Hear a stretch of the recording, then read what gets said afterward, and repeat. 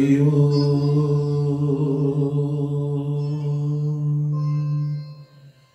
Shri Guru Charana Kamale Namah Shri Ganeshaya Namo Namah Shri Vani Hirannagarbhaya Om Namah Shivaya Hari Om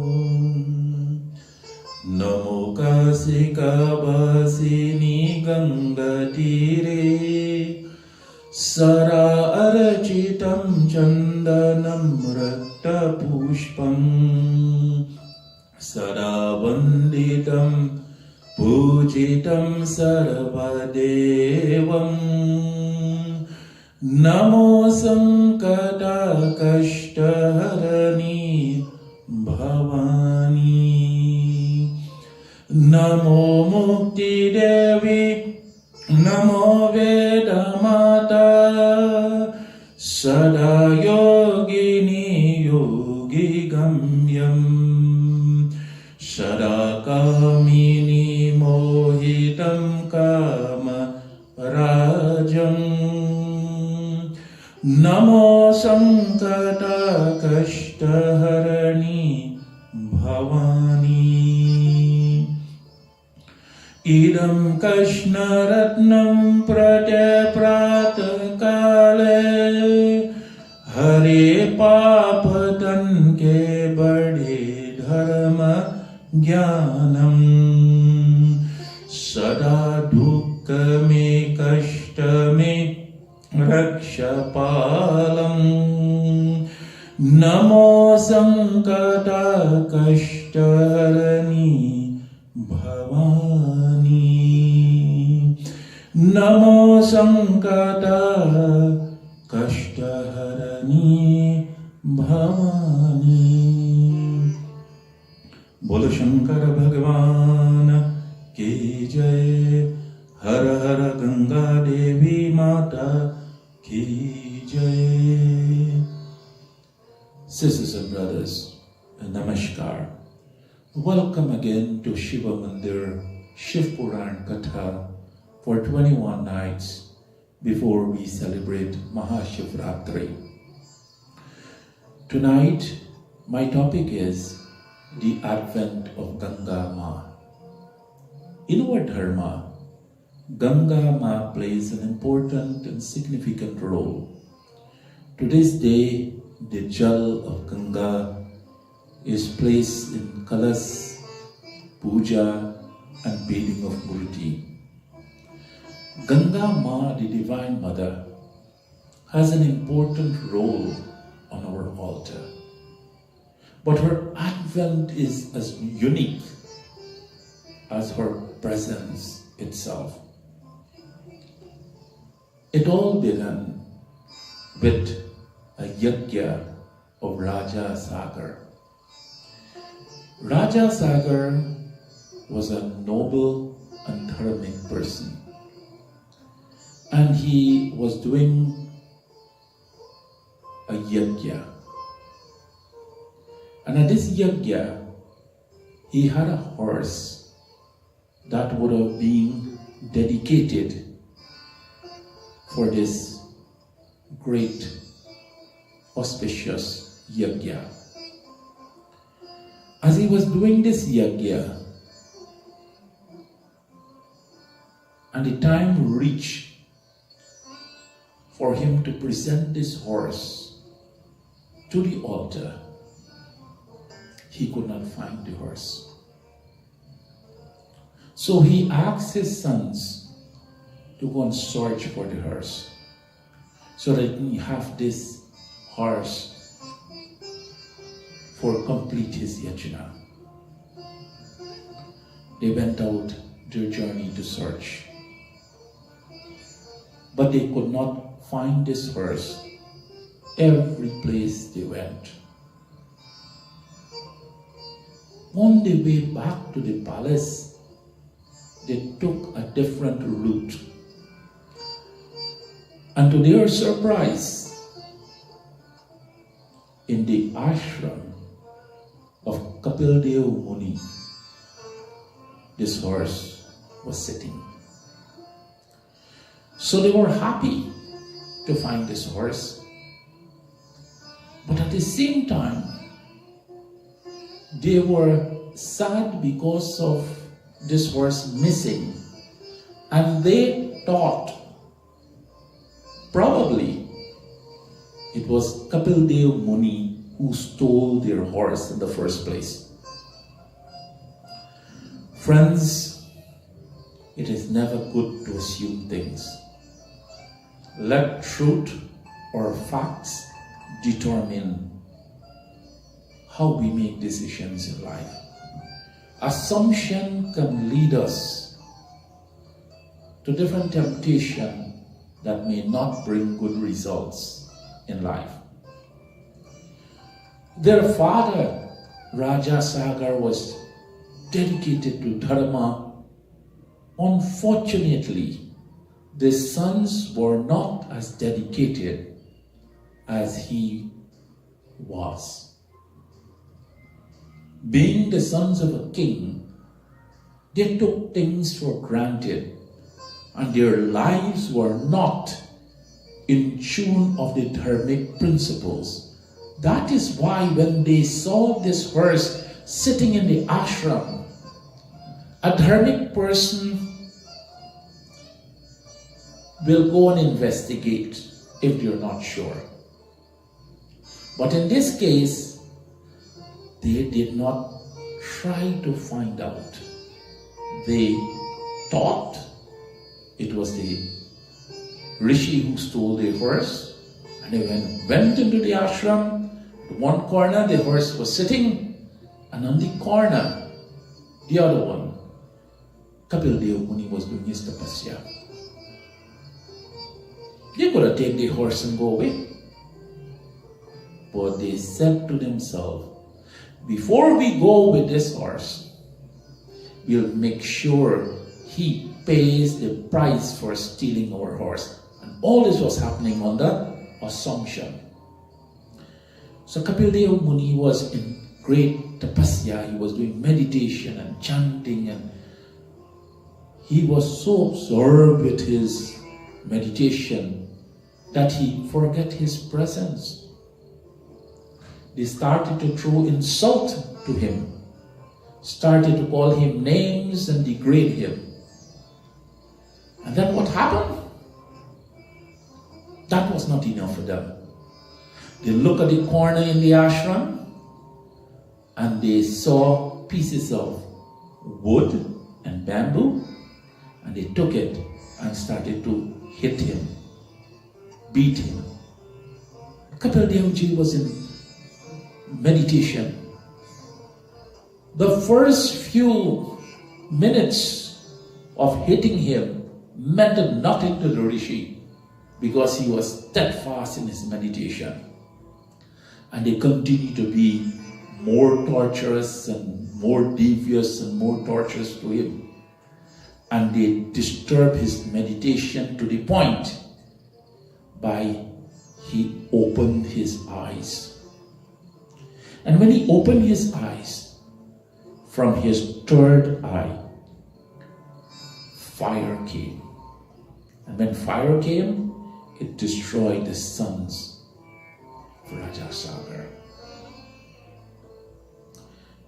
When this happened,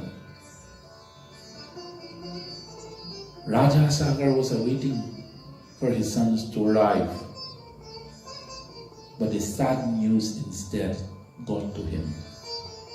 And you can imagine a father waiting for his sons to come and conclude his yajna to receive such a bad news about them. So, he went to Kapildev Muni. And when he went to Kapildev Muni, prostration to this great saint. And he told them who he was and who these persons that was destroyed, who they were. He told them, "These are my sons, and I send them to search for this verse, not knowing they'll create such a havoc with a noble saint like you." And like every noble person, when he recognized that these were the sons of a great king like Raja Sagar, he became sad himself. Raja Sagar begged him, "Tell me what I can do to relieve them from this sharab, this sin. Anything you ask me to do, I will." Kapildev Muni, he said to him, "They will get redemption under one condition. And that condition is, when the Ganga flows from the heaven and the water touch them, that water, that blessings will give them redemption." Raja Sagar was pleased and he went back to his palace. He completed his yajna, took the horse with him and fulfilled that part of it.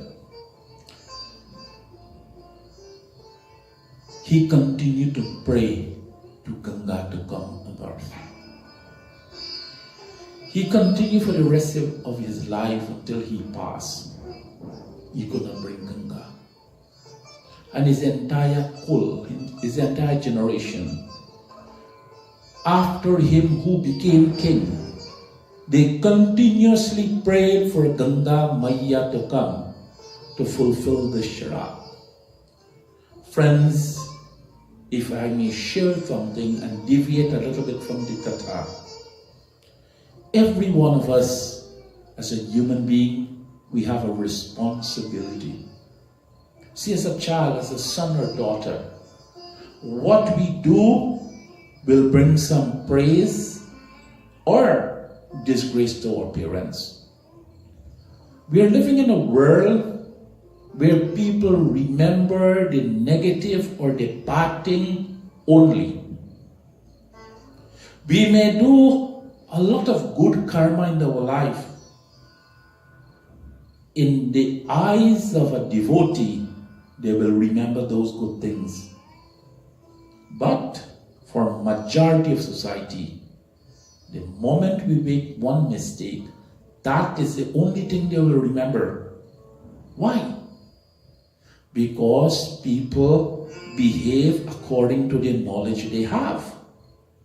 If they are smart and educated and they have some dharma with them and they believe in God, their first thought or vision will be the good into somebody else. But if they do not have that, they will look at every minute fault and remember that one. And sometimes we will want to get angry with them, but no, we should not. We should sorry for them instead. Why? Because that is the knowledge they have only. If they have knowledge of dharma, they will not remember that negative thing. They will always remember the positive thing. So what happened? Here, Raja Sagar, his entire kul, continuously was praying now. Hare Devi, Hare Ganga, Hare Devi, Hare Maya, Hare Devi, Hare Ganga. At no use. But something strange happened. You see, when we have one child in the family who is determined to bring success and fame to that family, it is a blessing. So the great-grandson of Raja Sagar, Bhagirath, when was his time to become king, he said, I will not sit on that throne and rule this country unless first I can bring Ganga Maya from the heaven to earth and rid my ancestors of this great sharab from Kapildev Muni. Such a conviction of a person in life bring blessings to the entire past generation, the present generation, and the future generation. And it is at this point I want to interject the importance of doing Shraddha in our life.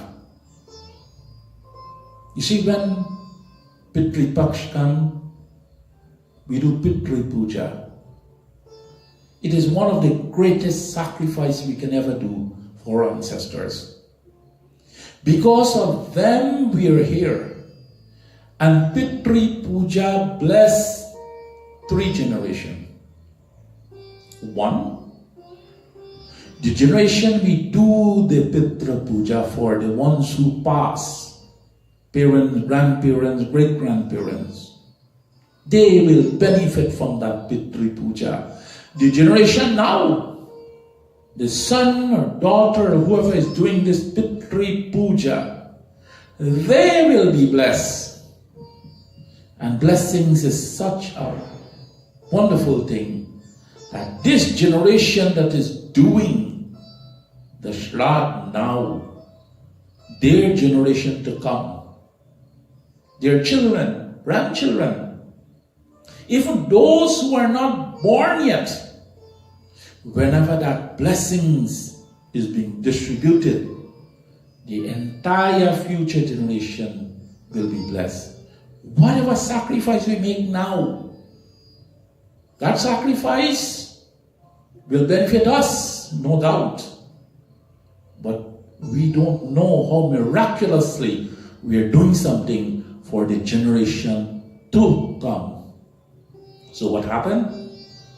Bhagirath made that conviction. I'm not sitting on that throne. I want my ancestors to be free from this sharab. And he went and prayed constantly to Ganga Maya. Eventually the Divine Mother was pleased. She was pleased and she sounded an Akash Vani, a heavenly voice, to Bhagirath. Said, Bhagirath, I'm pleased with your tapasya. I'm happy. I want to come and bless your ancestors.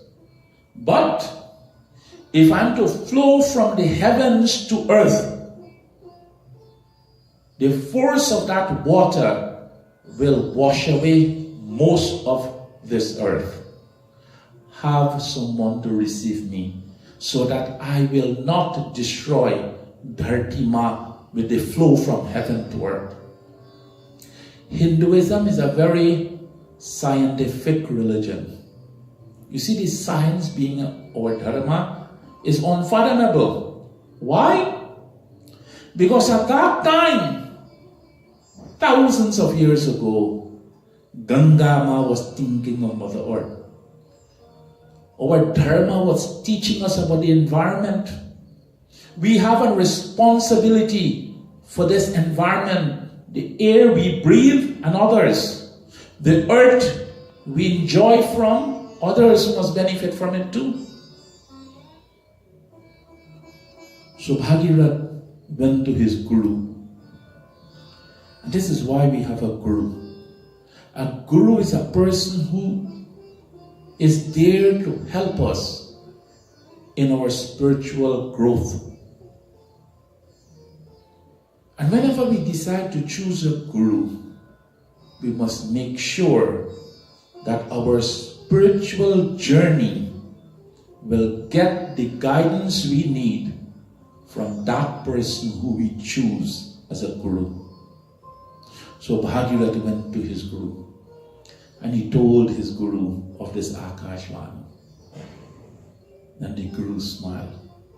And for a moment, Bhagirath was thinking in his mind, I'm telling my Guru of this dilemma, and he's smiling. Gotta be something good. You see how interpretation is important in life? Earlier, the sons of Raja Sagar saw the horse sitting next to a rishi. They thought the rishi stole the horse, and they create havoc for themselves. Now Bhagirath, a man of God, look how he looked at it. He didn't say my Guru is smiling and maybe he does not believe me. He take it positively. Positively he was saying, my Guru is smiling. Got to be something good. Let me hear what he has to say. And he went and sat by the feet of Guru Maharaj. And Guruji said to him, he said, Bhagirath, your tapasya is so much profound and blessed that Ganga Ma is giving you an opportunity to get the blessings of Adideo Shankara Bhagavan. He said, what? He said, yes. He said, there is no one in this world can receive Ganga other than Lord Shiva. Go and ask him. So Bhagirath now, with this confidence from his Guru, with this siksha, this lesson, these words bring his confidence to a level that was unimaginable for him. Friends, when we have confidence in ourselves, every journey becomes easy. When we have confidence in what we are doing, success is a must. So he went, Om Namah Shivaya, Om Namah Shivaya, Om Namah Shivaya, Om Namah Shivaya, Om Namah Shivaya. As he was chanting again and again, what happened? Shankara Bhagavan appeared. And Bhagavan Shiva said to him, Bhagirath, your desires will be fulfilled today. What is that desire? Ganga Maya will come and your ancestors will gain redemption. Bhagirath was pleased. And Bhagavan Shiva, with the thoughts and saw the sincerity of Bhagirath, started to do his dance, Dattaraja. And when Ganga Maya saw Bhagavan Shiva, she said, this is the appropriate time for me to come to earth. And the water started to flow from the heavens to the jata of Bhagavan Shiva. And Bhagavan Shiva opened his jata. When he opened his jata, Ganga Maya tried to control the force of the water. Because even Bhagavan Shiva is Adideo, Ganga Maya still want to go in the calmest possible way to the jata of Lord Shiva. Shankara Bhagavan, as he opened his jata, he is telling us something. There is no greater place to put our mother to sit than that on top of her head. And he regarded Ganga Maya as a mother. And he said, I'll put this divine mother to sit on top of my head today. And the water came and it rests on the head of Lord Shiva. And then he took his jata and wrapped it like a sari and the water flowed where the sons of Raja Sagar were. And the moment the water touched them, they were given the blessings. That is how Ganga came on the jata of Lord Shiva. And today, to this day, every time at our altar, we have Lord Shiva Murti, the Ganga is always there. And that is one of the reasons why we'll put mukut or crown on all the forms of the Lord. Bhagwan Krishna, Bhagwan Ram, Hanumanji, Narasimha, all the forms of the Lord will put mukut or crown on, but not on Bhagwan Shiva, because he has a permanent crown or mukut, and that crown is the Ganga on his head. So this is the advent of Ganga. There are many aspects of Ganga Mata, and probably we'll look at a few of them more before we conclude this 21 nights of Shiva Puran Katha. So friends, we usually do a Ganga Puja once every year, Shiva Mandir at Morningside Park by the river. And this year, it will be on July 23rd, a Sunday morning. Please look at our Facebook page. This is the date we give to the city, and this is the date we like to do the puja.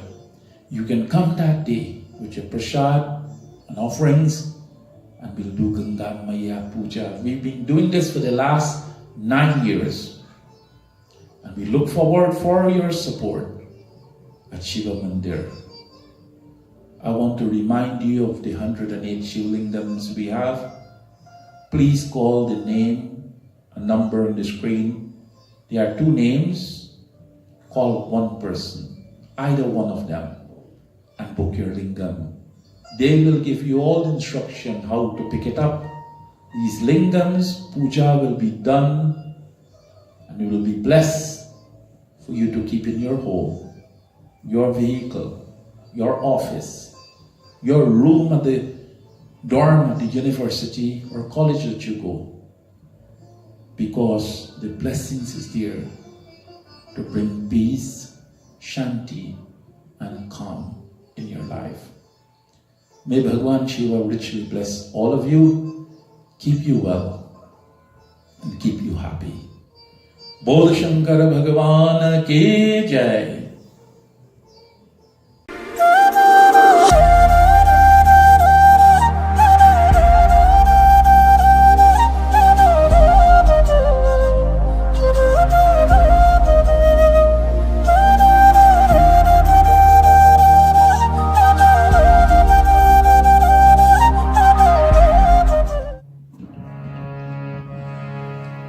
वीर हनुमाना अति बलवाना राम नाम रसिया रे प्रभु मन बसिया रे